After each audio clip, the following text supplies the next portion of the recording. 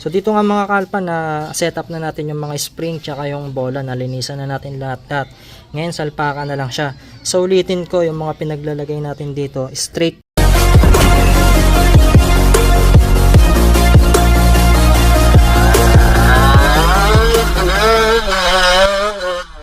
So yan, good day nga pala sa inyo mga kalpa, no? Ngayon nga pala ay magtotono tayo ng panggilid dito sa Honda Click 160. So bale maglalagay tayo dito ng Koso clutch bell.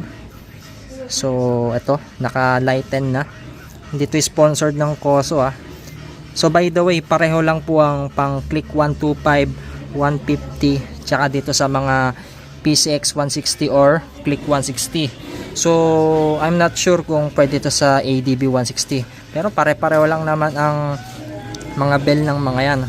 Tapos ang itotono pala nating bola rito ay yung 12 grams. So ito pang PCX to, pwede rin siya sa Click. So marami kasi tayong bola dati, pinaghihingi lang ng tropa. Bale ito 12 grams din ito na JBT. So tignan nyo naman kung gaano kaganda rin ng JBT. So bale ito 5K odo, pero wala pa siyang kanto. Basta alagaan nyo lang sa sa CVT cleaning. Tsaka ito palang unit natin, magte 13K odo na to. So ngayon ko palang nabuksan yung CVT nito. Ayan kung makita nyo dito, may mga nilalagay kasing marka sa kasa . So once na tinanggal mo yan, mawawala na yung marka dyan, pati dito. So pakita ko lang yung odo natin dito para maniwala kayo.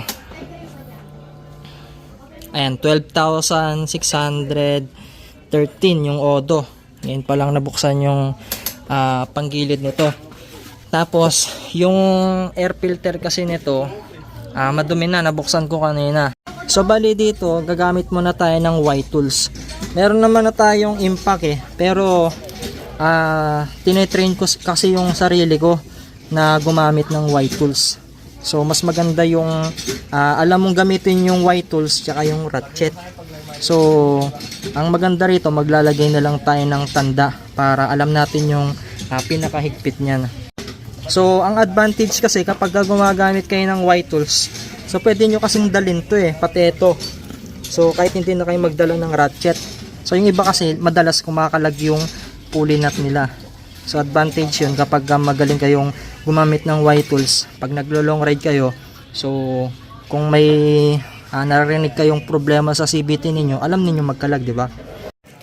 So bali dito, yung gagamitin ko muna yung pang touch up paint. Wala kasi tayong marker So wala rin tayong torque wrench, kaya maglalagay tayo ng tanda. So lagyan muna natin para at least, di ba? Hindi puro higpit. Mamaya may mga magagaling dyan sa comment section, di ba? Ayan. Tapos dito pakita mo yun sa Bakit naman yung bag mo sa kanya? Kadami. May reply mga So dito huwag kayong magpapagawa sa mga mekaniko na puro lang higpit. So ito kasing mga nut na to, merong mga Newton meter yung talagang higpit. So pag wala kayong torque wrench, lagyan nyo lang ng palatandaan.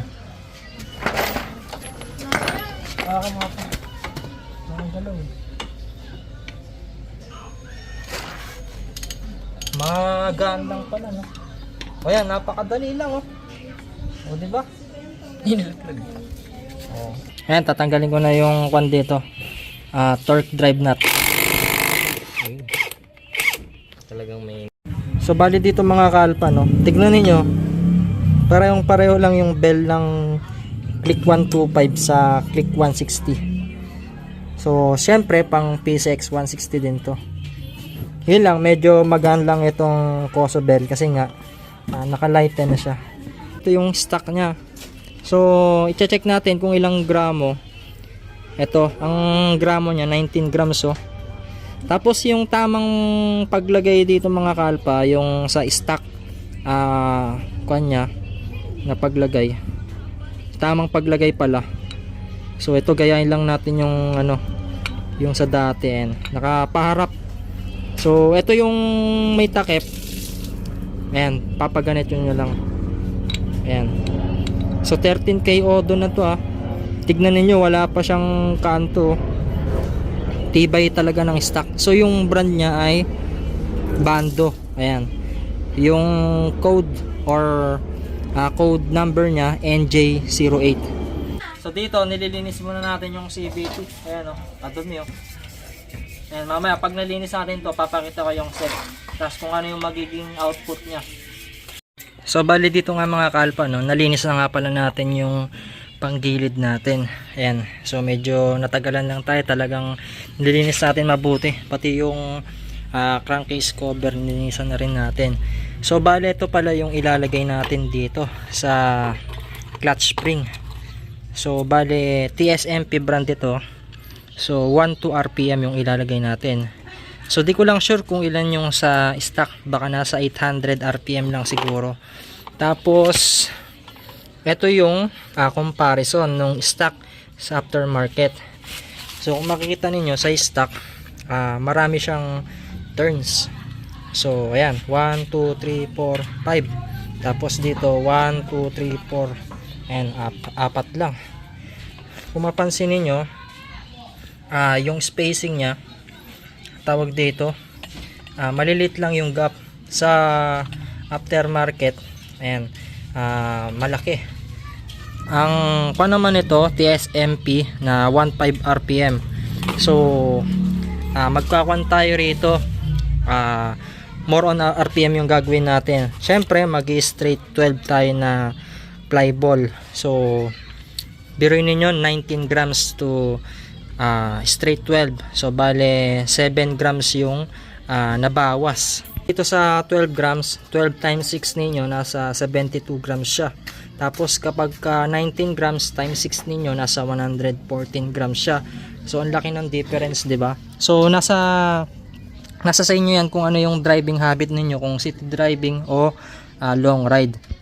Pero dito kasi ang habol ko rito, more on arangkada, yung sa overtake. So mas gusto ko yung malakas din siya sa aunan. So yun yung isa-setup natin.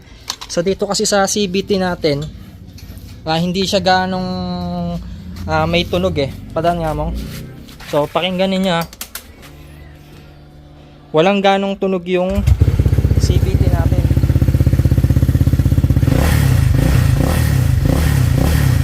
So mamaya mas lalong lalakas yung tunog niyan kasi more RPM. So baka magkaroon pa ng backtone yung JBT pipe natin. So dito i-assemble na natin yung CVT natin. Ayan, maglalagay na tayo ng straight 12 bola. Straight JBT. Subukan na rin kasi itong brand na to. Medyo mahal lang siya, pero solid yung quality. So dito sa JBT, yung mga aftermarket na bola, kahit baligtaran na to, so wala naman na siyang sinusunod na rotation eh. So mapansin niyo pag babaligtarin niyo siya, halos same na lang din yung likod niya. Ayan o. Ayan, pakita natin. Ito yung mga lumang model ng JBT. So yung bago ngayon, ayan, ganyan na siya oh. Pansin niyo, bago na tong mga to, pero kwanto, same 12 grams lang din. So ito, gumamit na lang tayo ng pliers. Hindi ko na pinakita kasi basic na lang naman na yung yung pag-install nito eh. So dito nga mga kalpa, na setup na natin yung mga spring tsaka yung bola, nalinisan na natin lahat. Ngayon salpakan na lang siya. So ulitin ko yung mga pinaglalagay natin dito. Straight 12 grams na JBT ply ball, 12 RPM na TSMP, and then 15 RPM na TSMP. Tapos Koso clutch bell. Ayan, so salpakan na to. Bale walang groove to ah. So ayan, bali install na natin yung torque drive natin. Ayan, nagpatulong muna ako, pakita ko lang. Baka sabihin ninyo iba yung nilagay.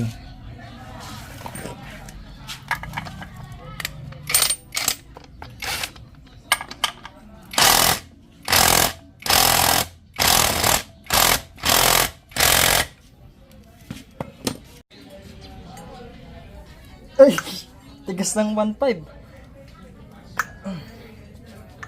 Dito no, nakabit na natin yung pulley set tsaka yung torque drive.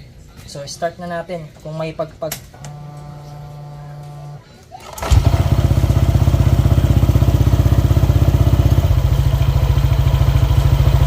Walang pagpag no. Tama kung kakalas ah.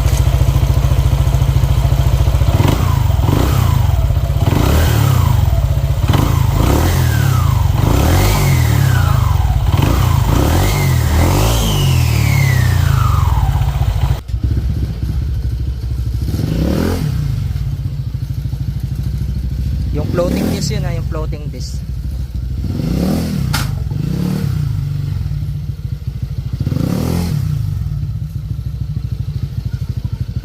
Ramdam mo yung power niya eh. Tsaka nag-iba yung tunog ng kutso eh. Oh.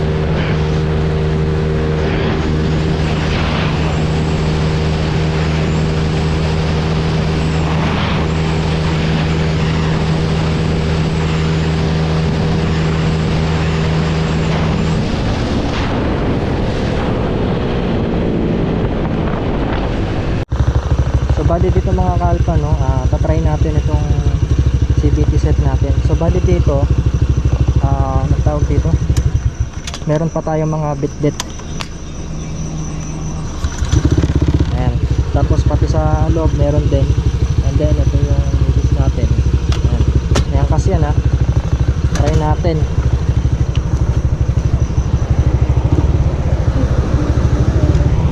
Karing gabiyahin na tayo. Try natin. So yung sa clutch spring 800 RPM kasi yung stock nito eh. So pag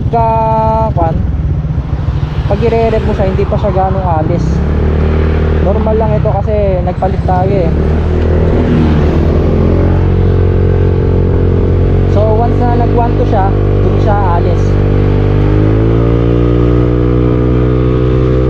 Tulog kargado no?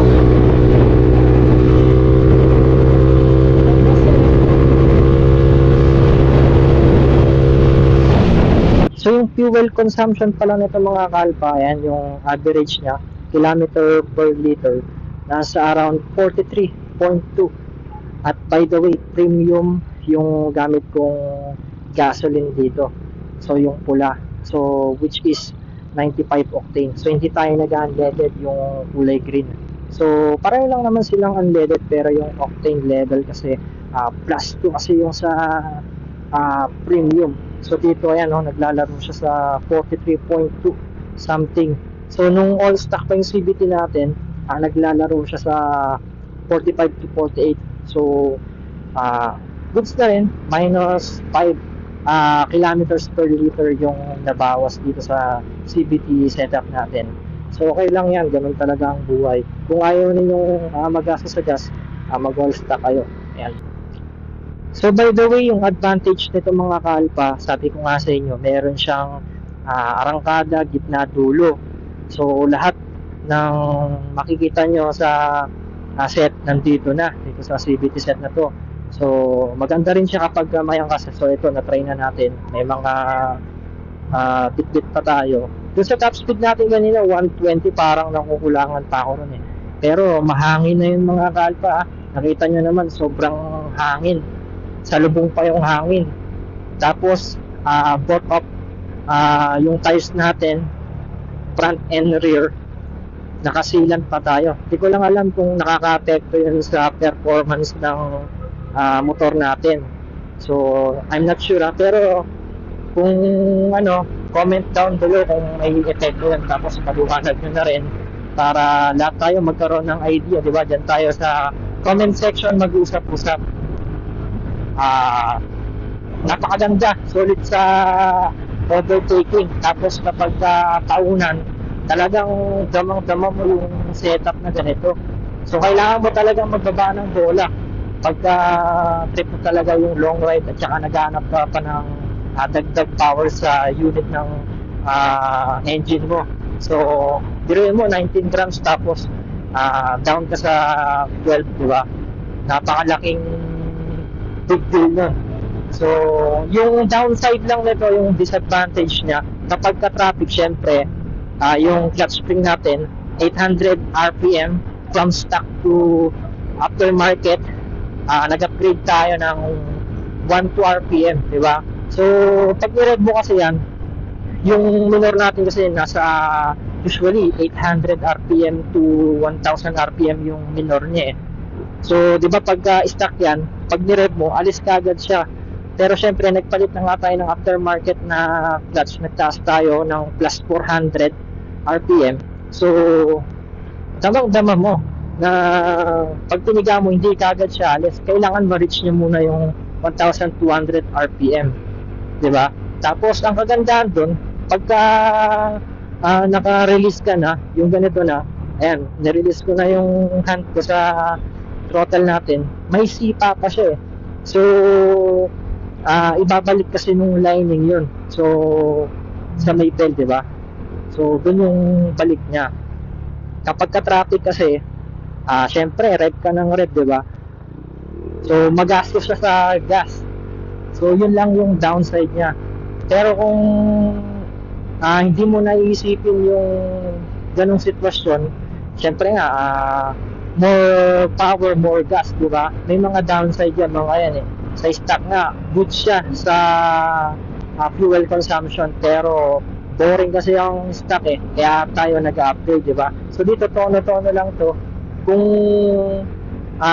tawag dito, kung hindi tayo same ng timbang, pwede kayong magtaas ng konti, plus 1 siguro. So yun na lang yung gagawin ninyo dun sa may flyball. Tapos gagawa pa ako ng mga ibang vlog na CVT tuning natin dito sa Honda Click 160 para naman may idea kayo. Tapos try na rin natin bumili ng mga CVT pulley set, mga panggilid, di ba? So para ma-review natin sila. So sana may mga mag-sponsor sa atin. So open tayo for collaboration and sponsorships. So yun ang mga kalpa, sana nagkaroon kayo ng idea sa CVT tuning natin. At pagka gusto niyo bumili, iwanan ko yung link dyan sa description box at sa pin comment. So type pa Shopee na yan pagka kinilik niyo. So mas maganda na yung supportan niyo yung nag-affiliate. Mas maganda na yung nagpo-promote ng mga item kaysa sa festival, di ba? So yun lang mga kalpa. At huwag niyo sana nakakalimutan na mag-subscribe sa channel natin. And click yung notification bell para sa tuwing nag-upload tayo ay lagi kayong ma-notify at lagi kayong updated.